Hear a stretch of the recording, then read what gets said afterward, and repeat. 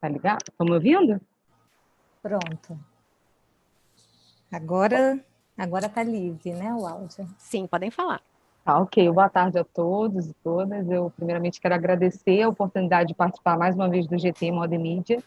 Eu estive presente no Congresso de Curitiba, não pude ano passado estar presencialmente, mas eu enviei minha pesquisa, né? Eu estudei no mestrado o programa Desengaveta do GNT, e agora no doutorado minha perspectiva está um pouco mais para as feiras de troca de roupa usada, mais uma perspectiva mais sociológica, antropológica, mas a questão dos programas, eles estão acontecendo aí, a gente não pode deixar, né, na onda do desengaveto, se essa roupa fosse minha, que é a nossa proposta de hoje, também tem a ver com a minha pesquisa, né? E aí, em parceria com a Dani, que é uma querida lá do nosso programa, pesquisadora também, a gente vai construir esse trabalho, né? E a gente faz parte do programa de pós-graduação em comunicação da UERJ e do LAMP, né, que é o Laboratório de Pesquisa em Comunicação, Interação e Cultura da Universidade do Estado do Rio de Janeiro. Pode falar, Dani, se apresentar. Bom, gente, boa tarde. É um prazer estar aqui também, ao lado da Jéssica, né, nesse encontro de moda e mídia, coordenado por professoras assim, que têm trazido à tona trabalhos muito interessantes, né, para a área, então é um prazer estar aqui. E, bem, sou jornalista, pesquisadora também na área de comunicação, como a Jéssica colocou, e o nosso trabalho, então, é sobre moda consciente, uma análise do programa Se Essa Roupa Fosse Minha, né, do GNT. E o que a gente percebeu é que, cotidianamente, nós somos apresentados, né, a infinitas ressignificações, apropriações de consumos nas mídias, e a gente observa isso com frequência, né, toda essa incorporação de narrativas que envolvem as temáticas de consumos, identidades nas cidades, e o quanto que os dispositivos midiáticos eles se tornaram, então, nesse contexto, inclusive agora, principalmente agora, face à pandemia, né, que nos assola e que modificou nossas rotinas, né, desde março. Então, os dispositivos midiáticos, eles se tornaram uma das principais atividades em casa hoje, né? Inclusive como parte de ações educativas, de conscientização, de reflexão, de entretenimento, né? Então, nesse contexto, nós então procuramos um programa que tivesse assim, uma abordagem que levasse a sustentar cada vez mais as reflexões acerca do consumo consciente, da moda consciente, e nos deparamos, então, com esse programa, né, Se Essa Roupa Fosse Minha, do GNT, que é um programa que traz, assim, nesse fenômeno da transmedialidade que hoje faz parte do nosso contexto, em que as mensagens, as narrativas se complementam, se entrecruzam entre telas, se renovam, né, se bricolam, que é um termo que eu trago das reflexões da professora Maria Cláudia, né, da Alimentação e Cultura, que mostra muito bem essa ressignificação dos sentidos e dos significados das ações, né? Então, todo esse conteúdo que é ressignificado, que então, permeado por várias narrativas e apropriado por vários dispositivos midiáticos. Então, dentro de tudo que é comentado, de tudo que é hoje transmitido, através desse fenômeno também muito potente da mediatização, como a gente traz, né, nas reflexões de Sodré.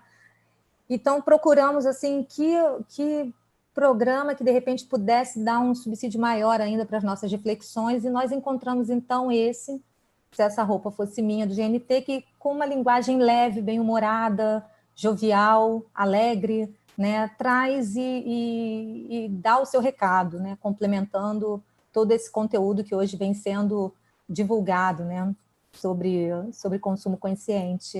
Pode passar, por favor.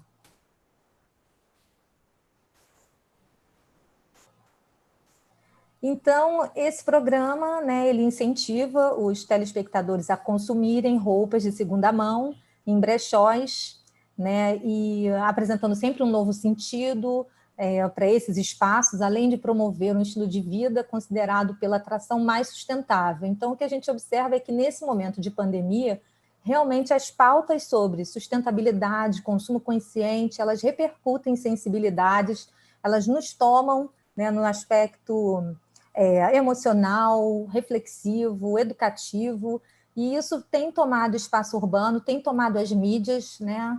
É um ponto muito potente, muito importante nas narrativas transmediáticas que hoje a gente vê em distintos dispositivos, em distintos produtos, como nesse, Se Essa Roupa Fosse Minha, que foi elencado por nós para esse estudo e que a Jéssica, então, daqui a um pouquinho vai explicar um pouco mais sobre ele. Né? Esse programa, nós então analisamos os episódios dessa temporada, que está no ar e que é transmitido em plataforma de streaming, que também é uma outra característica desse momento de pandemia, que são todas essas séries, todos os programas, todos os filmes, tudo que hoje é transmitido em plataformas de streaming que têm sido acessados por muitos. Então, toda essa visibilidade, ela nos interessou muito. Pode passar também, por favor.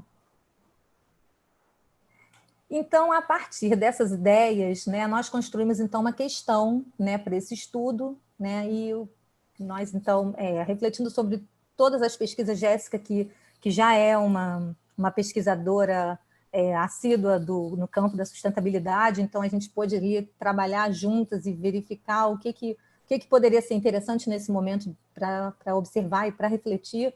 Então, no programa, nós percebemos que a mídia ela apresenta essa ideia de uma escolha por produtos de segunda mão e que acaba conferindo ao telespectador, né, ao consumidor, uma identidade carregada de pertencimento. Então, há um comprometimento de transformação, de dar um novo sentido e um novo significado, não somente à roupa, mas aos espaços onde as roupas são adquiridas. E nesse universo simbólico, nós construímos a questão sobre quais seriam as representações que estão integradas às narrativas que conformam o lugar de consumo, que não é apenas por novas roupas, mas por peças que contam uma história, que têm uma identidade e experiências imateriais. Então, que representações são essas, né, que permeiam os imaginários, que representam valores, símbolos, códigos, visões de mundo, que então estão ali, nesses lugares, né, objetivando novos consumos, né, novas identidades, modificando padrões, comportamentos, né? Então, essa foi a questão que nos mobilizou e nós partimos, então, de uma perspectiva antropossocial, considerando o pensamento de Bauman, Stuart Hall, Lipovetsky, Sodré, Canclini, entre outros, para que a gente pudesse, nessa pesquisa que está em curso, que nós estamos, né, debruçadas sobre ela, a cada instante nós nos deparamos com uma narrativa diferente e impregnada de sentidos e significados, que a gente vai ali, então, para tentar desvelar e perceber, né, a mensagem que está sendo transmitida, né? Então, a metodologia que nós adotamos para esse nosso estudo foi a partir de uma pesquisa... Dani. Só pede para passar, por gentileza, porque está parada ainda na pergunta. Ah, sim. Isso, tá. Isso, esse é o nosso referencial teórico, isso. E, enfim, aí nós temos as imagens dos principais autores que nos apoiaram, né, nas referências, né, teóricas desse estudo e que vem nos apoiando. E em termos de metodologia, acho que pode passar também para agora, para o próximo. Em termos de metodologia, nós partimos de uma pesquisa qualitativa, né, de uma análise de narrativas, de uma amostra selecionada de maneira intencional. Nós realmente estamos observando aquilo que se sobressai, que realmente nós percebemos toda essa confluência de sentidos e significados que ressaltam esse movimento de consumo consciente na moda, que pode ser na moda ou nas modas, né? Porque todas as temáticas que permeiam o nosso cotidiano seguem mais ou menos a mesma lógica. Então, pelas autoras pelos autores, né, que nós temos nos sustentado em nossas leituras, vamos tentando entender um pouco mais do que aquelas narrativas querem trazer, né, e selecionamos, então, algumas para ilustrar esses discursos sobre consumo e identidade. E agora eu passo para a Jéssica continuar apresentando essas narrativas e o que a gente já conseguiu observar. Ok, obrigada, Dani. Pode passar, por favor. Então, deixa eu só, como a Dani apontou inicialmente, né, o programa, eu vou falar um pouco mais detalhadamente sobre o César Rupofossimini. Ele é um programa que foi exibido em agosto de 2019, dividido em 13 episódios, e no momento só tem uma temporada. As apresentadoras principais do programa é a Giovanna Nader, que ela é especialista, né, em sustentabilidade, e no programa é colocada como uma consultora de moda sustentável. A Marina Franco, que é produtora de moda e figurinista. A Ana Paula Chongani, que é estilista. E existe ainda dentro do programa um quadro, né, em que o André Carvalhal, que é pesquisador, né, que tem alguns livros como A Moda Imita a Vida e algumas outras produções na área de sustentabilidade, ele é colocado como o pesquisador, né, do programa, aquele que vai tratar de contextualizar os impactos do consumo na sociedade. E o César Poffossini é um reality show que é uma coisa que a gente observou muito interessante, é uma coprodução entre a Comfort, a Conspiração e o Grupo Globo. Os episódios estão disponíveis em streaming, né, pelo Globosat Play, né, disponível para quem é assinante, né, não está, né, disponível para a TV aberta. Minimamente a pessoa tem que estar logada com o Facebook para conseguir ter acesso a esses programas. Isso também é uma questão que nos inquieta, né, de tratar de sustentabilidade para quem chega a essa sustentabilidade, né? Quando você vai tratar de um tema tão sensível, tão importante nesse momento, e você não dá acesso, né? Você dá acesso para quem de fato tem possibilidade de ter uma TV a cabo ou internet para ter uma rede social. Né? Mas, enfim, são questões que a gente vai pensando, né, a partir disso. Esse é um programa que se autodenomina consumo de moda, desculpa, um programa que se autodenomina consumo de moda consciente, né? Quando você vai à descrição lá do Globosat, é o que eles se autodenominam. E o que basicamente é o programa, né? As três apresentadoras, elas vão a brechós em São Paulo, brechós tanto de luxo como brechós dentro da comunidade, das favelas. E aí, a partir disso, elas vão escolhendo temas, né? Nesse episódio a gente vai tratar do vestir, enfim, de clássicos da moda. E aí, a partir desses clássicos da moda, elas garimpam, cada uma delas, 3 peças, e aí elas vão eleger entre elas a peça que vai ser escolhida para ser transformada pela estilista Ana Paula. E aí cada uma escolhe uma peça, elas elegem, né, um caso é sempre um voto que faz, né, a escolha, né, cada uma vota numa peça de outra, e aí a Marina vai tirar a foto dessa peça, essa peça vai para o estúdio, né, que elas fizeram uma espécie de um ateliê, em que a Ana Paula vai propor quais transformações que ela vai fazer naquela peça, né, praticando o que a gente conhece como upcycling, em que ela vai transformar aquela peça numa nova peça de desejo, né? Não necessariamente mantendo as características. Se era um vestido, pode virar uma saia, ou uma outra peça. Não apenas uma customização, mas de fato o upcycling. E aí, enquanto isso, ela vai transformando a peça, a Giovanna Nader faz algumas interferências no programa, propondo algumas mudanças de hábito. E aí é uma coisa muito interessante que a gente observou, que ela fala, né? Um passo de cada vez, né? Essa ideia das mudanças virem aos poucos. Então, ela vai propondo coisas no dia a dia que você pode mudar para se tornar uma pessoa considerada mais consciente, sustentável, né? Desde o shampoo que você usa até um guarda-roupa minimalista, um guarda-roupa cápsula, né, que são com poucas peças, e de você rever, de fato, as suas práticas de consumo, convidando o telespectador a também fazer parte dessa que elas chamam de uma mudança.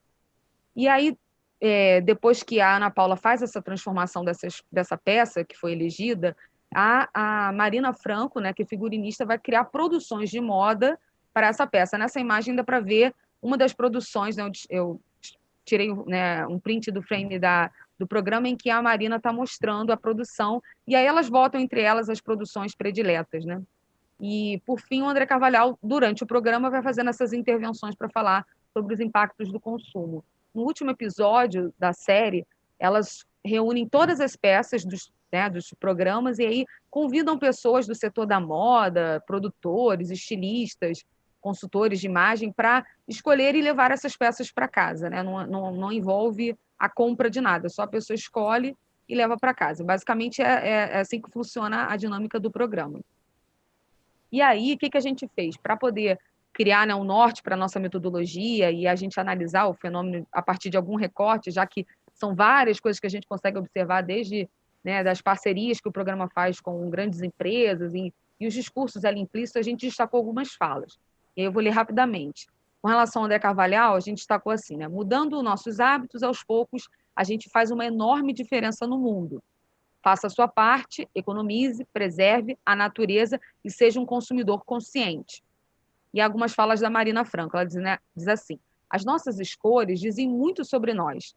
Quem nunca teve um armário cheio de peças paradas? Eu, você, todo mundo aqui. Chega uma hora que a vida pede uma limpeza, a gente desperta para novos hábitos.